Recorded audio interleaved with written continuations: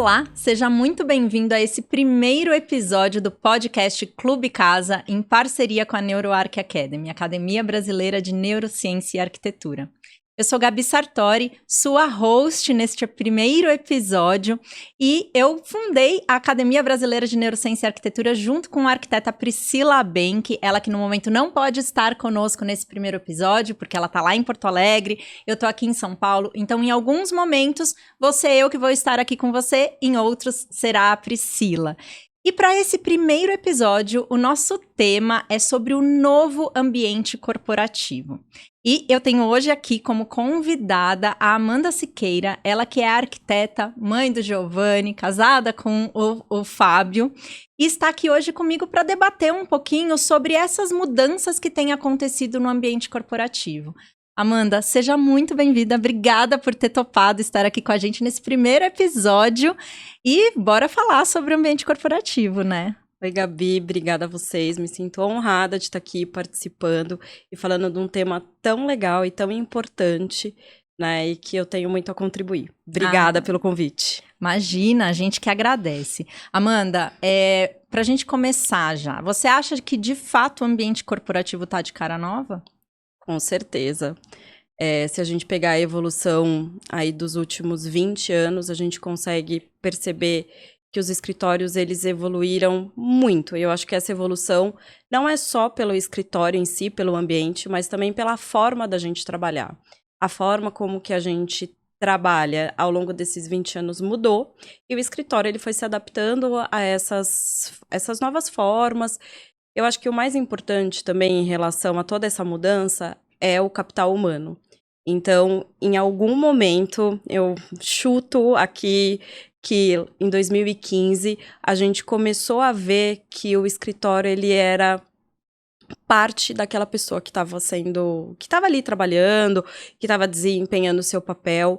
Então, quando os escritórios começaram a olhar isso de forma mais clara, eu acho que começou as grandes mudanças. Então, veio os escritórios estilo Google, veio os ambientes colaborativos, veio a nova forma de trabalhar mais colaborativa, né? Não tão segregada como a gente tinha antes. Então, eu acho que é uma junção, né? Eu falo que hoje é uma grande potência quando a gente pensa no escritório, quando a gente junta tecnologia, o capital humano e o ambiente, ele precisa ser adaptado às novas formas de trabalho. Então, quando veio a pandemia, a gente não imaginava que todo mundo ia para casa e o escritório se adaptou agora para a volta, né? Os escritórios vêm se adaptando para essa volta. Eu acho que é uma coisa constante, que vai acontecendo constantemente. Não dá para a gente pensar que o escritório é um ser inflexível, como era antes, né? A gente, enfim, demorava muito para se pensar numa reestruturação, numa mudança. E agora não, essas mudanças acontecem de forma mais rápida. E acho que a pandemia potencializou isso, muito. Potencializou, acho que muito mesmo. Amanda, que legal, né? Você tem uma trajetória muito grande na área de ambientes corporativos. São quantos anos de... 16 anos. 16 anos na área corporativa. Então, você viveu muitas dessas mudanças, né? Conta um pouquinho pra gente, assim, de como foi essa trajetória, de como você enxergava o ambiente corporativo e como ele tá hoje, né? Quando eu recebi o convite, que eu vi o roteiro e que eu comecei a pensar, eu falei, me veio muito à memória, assim, né? Então, quando eu comecei, como era? Então, primeira vez que eu entrei eu trabalhei numa instituição financeira muito grande, e aí, quando eu fui fazer a entrevista, eu fiquei maravilhada, porque era um escritório, eram torres enormes, tudo era muito diferente, tinha a sala do diretor, a sala do gerente, a sala do coordenador, as estações de trabalho, tudo era muito hierarquizado. Mas era o que a gente tinha para aquele momento lá em 2006. E eu achava aquilo muito, muito legal, porque você tinha N possibilidades que aconteciam dentro daquele escritório, mesmo ele sendo engessado, mas era ainda muito hierarquizado, então tinha muito essa segregação. Você não estava tão próxima aos seus líderes, né? Mas eu acho que era a forma de se trabalhar naquela época. Com o conceito de Open Space, que veio ali em 2010, algumas barreiras foram quebradas, e eu acho que essas barreiras foram muito importantes, tanto para a instituição que eu trabalhava, quanto para todos os profissionais que estavam ali e nós como arquitetos. Porque a gente teve que desenhar um espaço que não tinha segregação, né? Ele era aberto e tinha poucas segregações, né? Mais dos diretores ali, e você estava mais próximo da sua hierarquia, então você conseguia trabalhar de forma mais rápida, até com mais autonomia, e você estava mais perto dos seus colegas de trabalho. Porque até antes, você era separado pelos seus colegas por divisórios, você tinha que levantar para falar com a pessoa que estava do seu lado. E eu acho que isso trouxe um senso de equipe, um senso de pertencimento muito bacana para esse espaço. Lógico que gerou outros problemas, como a acústica, porque aí ficou aberto demais, todo mundo fala alto. Então, assim, algumas coisas foram... Tudo tem seu lado bom, seu lado ruim, e você vai adaptando conforme a necessidade e a atuação ali. Acho que o Open Space, ele ficou, se tinha muita discussão de como seria, muito por conta disso, da acústica, que atrapalhava a pessoa que estava do seu lado. Mas, nesse processo todo, a forma como se trabalha também mudou. Você começou a trabalhar com times mais multidisciplinares. Não só aquela equipe que você... somos a equipe de arquitetura. Não, a arquitetura também trabalhava com marketing, trabalhava com tecnologia, e trabalhava com facilities. E esse formato de escritório começou a fazer muito sentido. Porque não necessariamente eu precisava sentar do lado do meu colega de trabalho. Eu sentava do lado da pessoa que eu estava fazendo um projeto. Então, veio a questão de você não ter uma exposição fixa também. Né? Então, de você trabalhar com o escritório como um grande hub. Eu vou sentar, algumas empresas lá em 2015 já até reservavam as mesas para você ter um controle melhor. Não era o que acontecia onde eu trabalhava, mas a gente já percebia que o formato do escritório, ele deixou de fazer... as pessoas deixaram de ter essa visão de que ele era barulhento ou muito aberto para um espaço que, nossa, é muito colaborativo e a gente precisa estar junto com as equipes. E aí esse muito colaborativo trouxe uma outra necessidade, que não era só mais as estações de trabalho, né? Acompanhando as tendências de mercado, a gente vendo o Google como uma grande empresa disruptiva mesmo nesses ambientes, de trazer tendências, a própria Steelcase também, que é uma empresa de imobiliário que estuda essas tendências, falava muito disso, né? Já falava até de neurociência aplicada à arquitetura lá em 2015. E aí a gente passou a entender que o escritório ele era mais do que você só exercer o seu trabalho. Você tinha que ter um ambiente colaborativo, em que as pessoas se encontrassem, em que as pessoas debatessem algum tema, ou uma sala de reunião que não fosse necessariamente só uma sala de reunião, que ela pudesse ser uma sala de cocriação, de projeto. Mas a mudança maior mesmo veio com a pandemia. Porque aí fomos todos para casa, e o que vai acontecer com o escritório? Vai fechar, não vai mais existir escritório. E aí, na pandemia, a gente começou... Já tinha essa tendência muito do well-being, do fit well, né? Das pessoas terem essa conexão com o ambiente. O espaço de trabalho ser muito bom, tanto quanto é a sua casa. Mas acho que a pandemia potencializou isso. Porque como que eu vou fazer com que essas pessoas voltem para o escritório? Né? Como que essas pessoas que estão hoje nas suas casas, que evitam um deslocamento que às vezes é de 2, 3 horas para estar no escritório, como que eu trago isso de forma mais gostosa, leve? E aí acho que foi a grande mudança.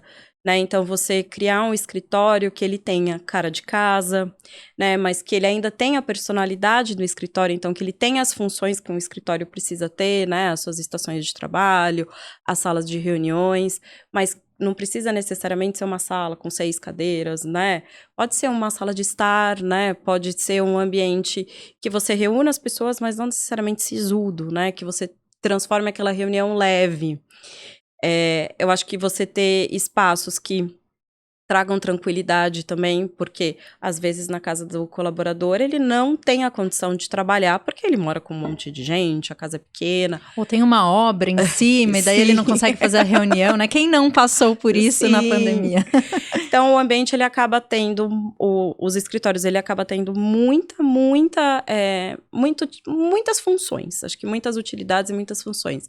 Então, vai além do trabalho. Ele é um espaço colaborativo, ele é um espaço hoje de encontro.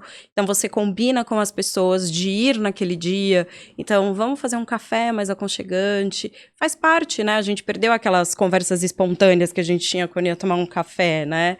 E que você resolvia, às vezes, um problema que você estava postergando ou que você tinha mandado um e-mail, enfim.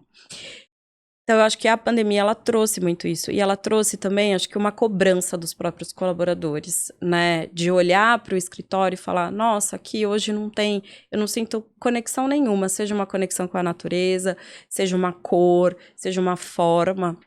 Uma né? conexão com a própria empresa, né, Amanda? Sim. Que é tão importante, que eu acho que foi o que as empresas... É o que as empresas estão sentindo agora, né? Poxa, eu não tenho mais uma sede, eu não tenho mais um escritório. Como que eu conecto os meus funcionários com a minha empresa mesmo, de fato? E o ambiente, ele passa muito Sim. por isso. Você falou várias coisas interessantíssimas aqui. Eu quero só voltar para um ponto, né?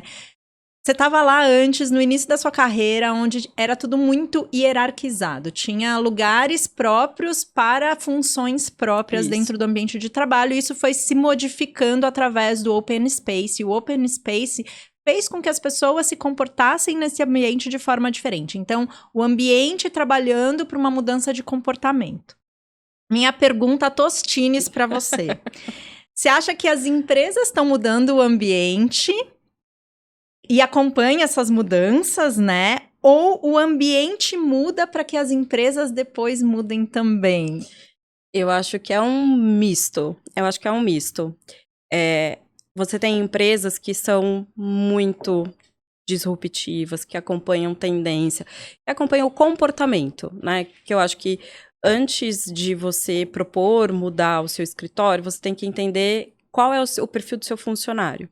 Então, essas empresas, a maioria de tecnologia, que tem um perfil de funcionário completamente diferente de uma instituição financeira, elas quebraram vários paradigmas, né? Desde vestimenta, então, como as pessoas iam vestidas, horários flexíveis de trabalho, o ambiente, né? Então, trazer, por exemplo, um ambiente que a pessoa pudesse tirar um cochilo, ou que a pessoa pudesse jogar um videogame para ter um momento ali de descompressão, né? E as estações de trabalho, enfim, o escritório, elas foram muito. Tanto que isso foi tão bem aceito pelo mercado que a gente ouvia muito assim, eu quero um escritório estilo o Google, né? E a gente sempre falava, não, gente, não dá para ser estilo o Google, porque cada empresa é uma empresa, cada empresa tem uma cultura. E cada empresa tem o seu perfil de funcionário. Então, não é que você colocar um tobogã vai funcionar para uma empresa que não tem nada a ver com... que as pessoas não vão descer no tobogã, né? Então, eu falo que é um misto, porque eu acho que você tem empresas hoje, elas muito ligadas na tecnologia, que elas acompanham isso, elas acompanham esse perfil, elas acompanham o colaborador mesmo, né? Acho que o RH ali tem um papel talvez muito importante para desenhar esse perfil, ver o que essas pessoas procuram, o que elas querem, o que fazem diferença para essas pessoas. Porque o escritório, sim, ele faz diferença na hora que você for escolher uma empresa ou não, né? Sei disso porque a gente teve que fazer várias mudanças muito para conseguir fixar, às vezes, o colaborador, não ter um turnover tão alto. E você tem outras empresas que, até por uma questão financeira, talvez não seja tão fácil ficarem investindo no escritório. Então, vamos mudar o escritório agora. 2 anos, vamos mudar de novo, né? Então, acho que por um viés financeiro, às vezes as empresas vão acompanhando a tendência de mercado. E aí fazem adaptações pequenas, né? Ou fazem adaptações muito grandes. Mas eu acho que minha visão hoje é um misto. Você tem empresas que fazem isso com maestria, vêm com novidade, acompanham toda a tendência de mercado, e você tem outras que acompanham o que essas empresas fizeram e até querem ser iguais.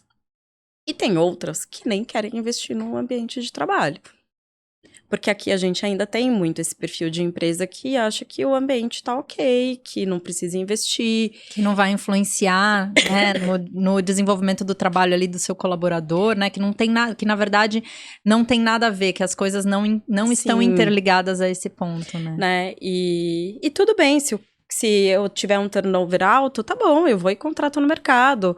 Você tem ainda, né? Acho que aqui no Brasil você tem empresas que são classe AA no escritório, empresas que estão na média e empresas que precisariam investir muito, né? E aí vai muito numa questão de cultura, de como essa empresa quer se posicionar no mercado, né? Se ela quer receber o cliente dentro do seu escritório, porque isso também faz diferença, né? Você receber o público ali. Quem que você quer que veja a sua casa, né? E que seja seu cliente, enfim, seu parceiro. Eu acho que é um misto. Hoje a gente tem um misto. Você pegou aí essas mudanças aí dessas empresas, né? A empresa que não olha para isso, a empresa que está começando a olhar e aquelas que são pioneiras, que são disruptivas e vão fazer logo o novo no começo. Você, Amanda, né, foi contratada por uma empresa para desenvolver um projeto corporativo. O que você consideraria dentro do seu processo de projeto para ter um ambiente corporativo considerado novo, né? O que hoje a gente sabe, o que seria o projeto do futuro, vamos dizer assim. Eu acho que não dá para você fazer um briefing engessado. Então, não dá para você receber a informação de que são 200 posições, 5 salas de reuniões, esse briefing engessado.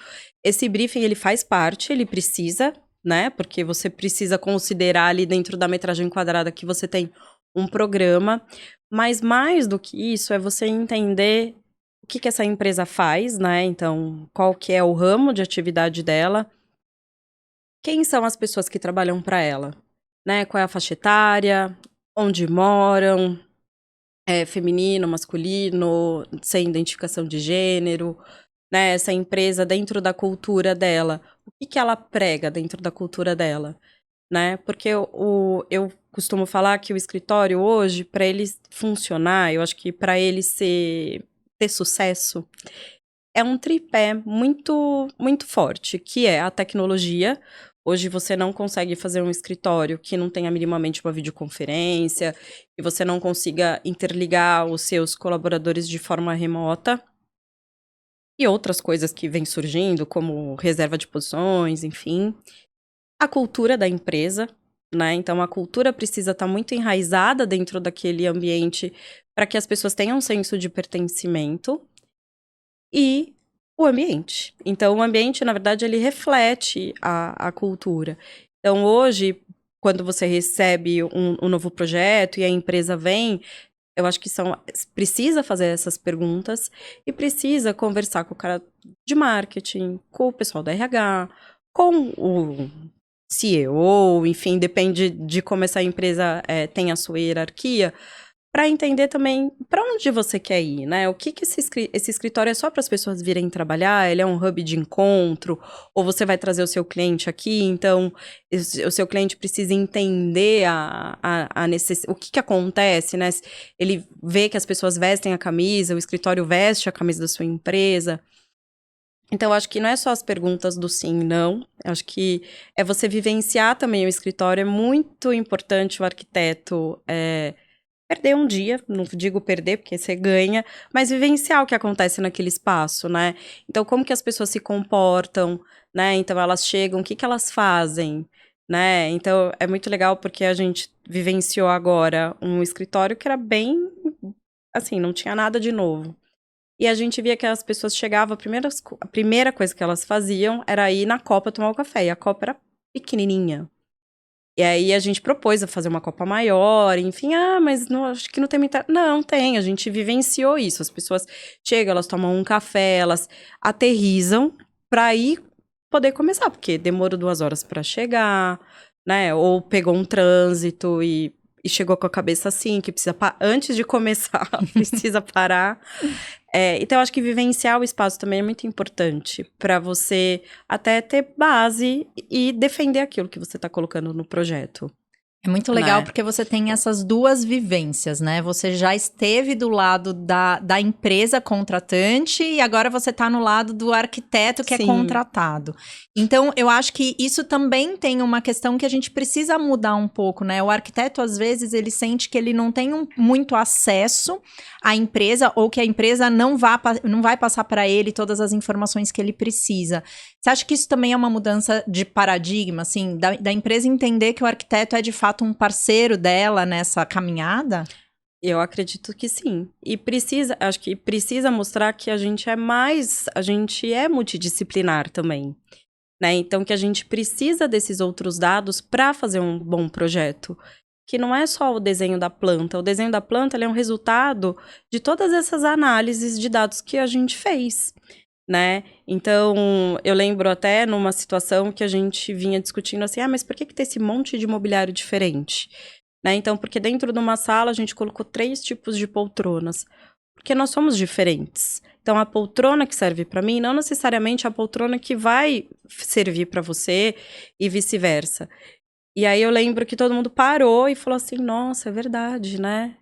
É por isso que a gente. Mas você tem que conhecer, você tem que ter esses dados para poder falar: olha, a gente tá. Dei o exemplo da poltrona, mas são outras possibilidades. Para você entender o que está acontecendo e até para falar: olha, a gente tomou essa decisão muito porque a gente vivenciou isso, porque a gente viu seus dados, a gente viu. Sei lá, que você tem uma geração de entre 45 e 55 anos pessoas mais velhas, que têm outras necessidades do que a geração nova, né? Então, a gente, sei lá, trabalhou com uma iluminação mais assim, mais assado. Eu acho que isso é super importante, né? E eu acho que quando você fala dessa forma, né, e você se posiciona dessa forma, também fica claro para a empresa que você está jogando junto com ela. Não é que você quer que ela gaste mais dinheiro ou que ela compre um mobiliário. Não, é porque você está pensando no bem-estar do colaborador ali, né? Que é o famoso well-being, né? Que a gente falou tantas vezes e que talvez às vezes não era tão fácil você tangibilizar. Porque a gente não costuma trabalhar com dado, né? Arquiteto não costuma trabalhar com dado. E aí, quando você recebe o dado e você consegue ver tudo que está acontecendo e você consegue trabalhar essas informações, as decisões de projeto ficam mais pautadas. Com certeza, e eu acho que isso vem mudando, né? Eu acho que o arquiteto não sabia até então trabalhar com dados, né? Hoje a gente já está introduzindo isso no mercado, seja através de uma pesquisa de pós-ocupação, seja através de uma parceria com o RH ou com facilities da empresa, que você vai pegar todos os dados que essas áreas da empresa têm e você vai trabalhar aqueles dados para melhor formação do seu projeto ali, né? Então, eu acho que essa parceria, não só do arquiteto com a empresa em si, mas talvez com o RH, talvez com facilities, eu acho que isso vai deixar o caminho mais tranquilo para que o ambiente seja de fato projetado para aquelas pessoas que vão trabalhar ali, né? E eu acho que muito linkado também a todo o mundo corporativo, você tem muito a questão do workplace, né? Que é a gestão estratégica ali do espaço. Então, a otimização desse espaço, o uso de forma eficiente. Então, acho que quando o arquiteto ele traz esse conceito também do workplace para dentro dos projetos, fica fácil. E eu falo isso porque o financeiro, a gente sabe que hoje é difícil fazer qualquer investimento, é difícil, mas se você tem uma estratégia boa, né, uma análise de dados bacana e você consegue ter um relacionamento muito bom. Eu acho que hoje, sem dados, não é que você não possa projetar, você pode, a gente faz, mas é muito mais interessante. Você consegue até ser mais criativo, eu falo, né? Propor coisas que a gente nunca imaginou que a gente fosse fazer, mas com as informações que você recebe, você fala, nossa, dá para propor fazer isso, né? Eu acho que isso é pensar um pouquinho fora da caixa, né? A gente sabe, a gente está no mercado, apesar de hoje já ser uma realidade trazer outras disciplinas como neurociência, psicologia, biologia para dentro da área de projeto. Quando a gente vai para a prática, a gente vê que ainda são poucos os arquitetos que fazem isso, né? Você, Amanda, você entende que, de repente, esses arquitetos, eles estão preparados a desenvolver esses novos espaços corporativos? Como que você enxerga o mercado hoje? Vou falar a minha experiência, né? Eu comecei há 16 anos atrás e nunca tinha ouvido falar de arquitetura corporativa ou fazer layout, enfim. Foi uma oportunidade de estágio incrível e que eu adorei logo de cara, achei super legal. E aí eu lembro que quando a gente foi apresentar o que fazia na faculdade, no último ano, eu ouvi de um professor que, mas isso não é arquitetura. Eu fiquei super chateada, porque eu fazia arquitetura mesmo, né? Então a gente desenhava, a gente discutia circulação, discutia posicionamento das mesas de forma que não fosse não ter problema de iluminação, né? O ambiente corporativo, ele segue uma série de normas, né? Enfim, ergonômicas, por conta de leis trabalhistas, e eu, como trabalhava numa instituição financeira, ainda tinha toda uma questão sindical junto. Então, eu sentia que eu fazia muito arquitetura, né? E eu fiquei super chateada. Enfim, acho que isso é um paradigma muito grande ainda. Todos os arquitetos, não posso falar todos, né? Mas acho que a grande maioria dos arquitetos que trabalham no mundo corporativo, com projeto corporativo, aprenderam muito com as experiências. Acho que com acertos, erros, você não tem um material acadêmico hoje, um curso acadêmico que te dê essa base, né? Que você aprende, você pegar o Neufra, tem ali algumas coisas, né? A própria Pri com o curso dela. Mas ainda eu acho que as pessoas aprendem muito na prática. Então, você entra no escritório, você se apaixona pelo corporativo, você fica no corporativo. Né? Apesar da loucura de ser mais rápido, de você ter que entregar o projeto correndo. Mas cada projeto é um projeto, é um projeto que você faz num curto espaço de tempo, né? Então te dá possibilidades de fazer outros projetos. Mas eu acho que precisa ainda de muito preparo. Eu acho que, principalmente por você ter normas que você precisa cumprir, por você falar de ergonomia, né? Então, qualquer especificação errada, você pode gerar um problema para aquele colaborador, que gera um problema para a empresa e assim sucessivamente, né? Então, eu acho que precisaria ter... não sei se precisaria, Gabi, mas acho que talvez uma parte acadêmica um pouco mais forte. Não sei se as faculdades pudessem, pelo menos, dar uma pincelada no que são essas normas, de como fazer um escritório, né? O quanto isso, de fato, é arquitetura, o quanto você impacta as pessoas, né? O quanto isso traz uma bagagem mesmo, né? Você aprende, eu aprendi muito, assim, muito acompanhando. Eu lembro que eu trabalhava de final de semana, porque você tinha que entregar. Então, você viver a obra ali foi uma coisa que você aprendeu na raça. Eu falo, aprendi na raça as coisas, né? E eu acho que faz diferença você aprender na prática. Mas acho que se você tem uma base acadêmica que te ajuda, como ajudou a gente em outras disciplinas, né? A arquitetura corporativa, ela viria para complementar, né? Seria um complemento aí de acústica, elétrica, hidráulica, essas matérias que a gente teve, seria um complemento. Eu acho que tá mudando já, né? Na nossa época de graduação, nós duas nos graduamos na mesma época, 2008, né? Foi. 2008 foi nosso ano de graduação. Eu acho que tinha muito disso, né? Do que era tido como uma boa arquitetura e o que era de fato arquitetura e o que não era considerado. Mas eu acho que essa nova geração aí já tá vindo com uma nova visão das coisas. Pelo menos na NeuroArc, hoje chegam pra gente vários estudantes ali que têm já essa visão e estão tentando introduzir isso dentro das próprias faculdades, das próprias universidades. Então, eu acho que se o caminho não vem de lá pra cá, ele acaba vindo daqui pra lá, né? Porque as pessoas têm percebido a importância do ambiente e que, na verdade, a sua forma de atuação, ela pode acontecer em qualquer escala, né? Seja num escritório corporativo que tem ali 3 funcionários, como num escritório corporativo que tem lá mais de 5.000 posições. A influência, ela vai acontecer em qualquer um desses casos e aí cabe a nós, arquitetos, que essa influência seja positiva, né? Eu participei de alguns outros eventos e eu recebia muito isso. Você não dá um curso? Você não quer dar uma aula? Aí eu sempre falei, gente, é muita responsabilidade, né? Assim, não dá pra sair querendo ensinar. Lógico que a gente pode trocar figurinha, a gente pode trocar conhecimento, a gente tá aqui super pra ser parceiro e ajudar uns aos outros, porque eu acho que o arquiteto é isso, a gente pode ajudar o colega, né? Assim, porque tem muito ainda, é meu concorrente, enfim. Sim, temos concorrência, mas a gente pode se ajudar, né? E aí eu sempre falei, não, tem que ter responsabilidade. Num futuro próximo, quem sabe? Mas eu recebia muito isso também. Até de colegas já formados há muito tempo, que sempre trabalharam residencial e queriam migrar para o corporativo, né? Para fazer alguma coisa diferente, enfim.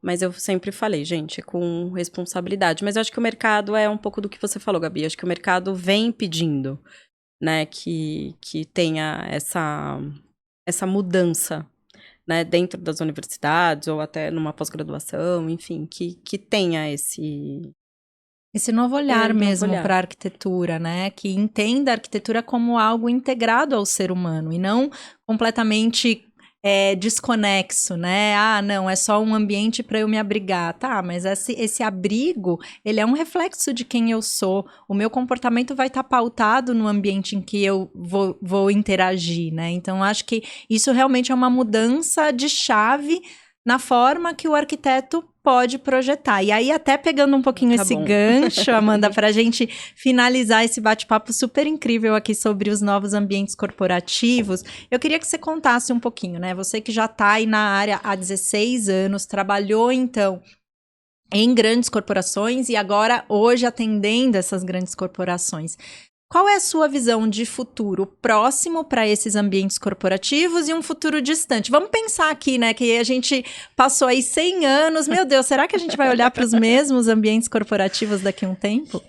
Eu acho que para o futuro próximo, que é algo que já está acontecendo, é a conexão, né? Então, o espaço, ele de fato ser uma conexão com o ser humano.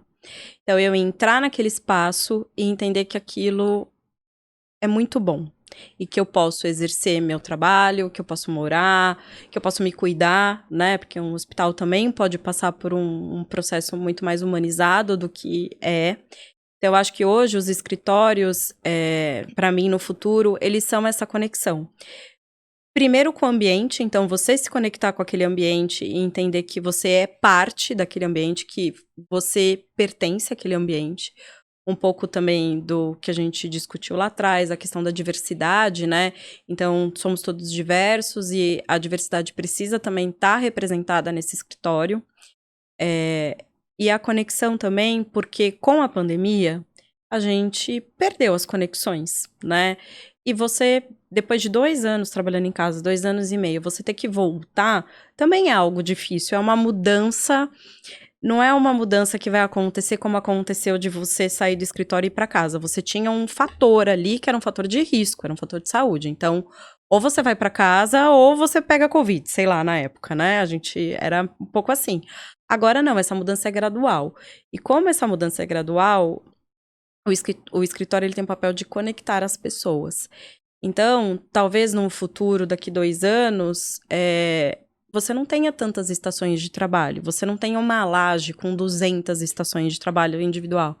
Talvez você tenha uma laje com vários hubs corporativos. Corporativos não, colaborativos. Por quê? Porque você vai fazer um projeto, então vamos se encontrar, porque esse projeto é mais produtivo a gente fazer pessoalmente do que em casa, né? Você tem menos desgaste, é mais rápido. Você ter muitos espaços de encontro. E é o que eu falo, encontro não é só o café. Por que você não pode ter um restaurante super bacana dentro do ambiente colaborativo e que isso reúna as pessoas e que as coisas aconteçam ali, né? Eu lembro que eu participei de vários que a gente faz de final de ano, encontros, e aí tem aquelas dinâmicas, enfim. Amigo secreto. E teve uma dinâmica uma vez muito legal, que a gente tinha que cozinhar todo mundo junto, porque tinha que sair um prato, né? E tinha gente que cozinhava muito bem, tinha gente que cozinhava muito mal. E aí você reúne as pessoas, você conecta as pessoas. Então, por que você não pode ter uma cozinha, né? E que você... Eu acho que o escritório, ele... para mim, no futuro, ele é muito isso, é essa conexão, você se conectar com aquela pessoa que tá ali do seu lado trabalhando. Porque hoje também, a pessoa entra, às vezes você nem conhece ela pessoalmente, né? Eu acho que ele vai ter esse poder integrador. Mais do que a estação de trabalho, que deve existir, eu acho que vão ter outros, eu brinco que é outros players ali, sabe? Porque é isso, acho que a conexão hoje é o que precisa ser reestabelecido. Então, eu penso que num futuro próximo, que já vem acontecendo, seja isso. E num futuro distante, que eu também não sei se é tão distante assim, eu fico pensando da gente trabalhando com óculos. dentro de um escritório virtual, né? Então, todo mundo ali ser meio um avatar. E você fica meio Black Mirror até, assim, né? E você... Que já acontece no metaverso, né? Muita coisa vem sendo desenvolvida nesse... Mas eu acho que talvez tenham situações que vão ser realizadas ali no metaverso. Eu vi até essa semana que fizeram uma simulação de uma audiência, né? E por que será? Por que não uma audiência que é algo tão duro, né? Será que você precisa estar ali? Enfim. Então, eu tenho essa visão, assim, que no futuro talvez muita coisa aconteça no virtual e não tanto no presencial. Mas no virtual imersivo, né? Onde a pessoa possa viver aquilo de forma plena e não somente numa tela 2D. Não, imersivo. Mas eu tenho um pouco de preocupação, assim, porque eu acho que a gente tem que ter muito cuidado. Porque somos seres sociais, precisamos dessa conexão. E você tá só no virtual, pra mim, assim, eu acho muito, muito difícil. Não, a gente sentiu isso na pele, tudo bem que não era numa coisa imersa, estávamos ali no 2D, mas a gente sentiu isso na pele na pandemia, né? E aí vimos que a gente tem realmente essa necessidade de troca e troca presencial. Sim. Né? Então, mas eu acho que vai ser uma mescla, Amanda. Vamos torcer para que seja uma mescla. Sim. Mas até para concluir, eu acho que você trouxe um ponto que é fundamental sobre os ambientes corporativos, de que ele é um ambiente vivo, ele nunca vai ser estático, porque as mudanças, elas acontecem não só nas necessidades que as pessoas têm, mas também na forma de trabalho, né? Hoje a gente tem aí diversas posições de trabalho que não existiam há 5, há 10 anos, então a gente precisa estar muito atento a isso e o ambiente precisa continuar com que isso aconteça, né?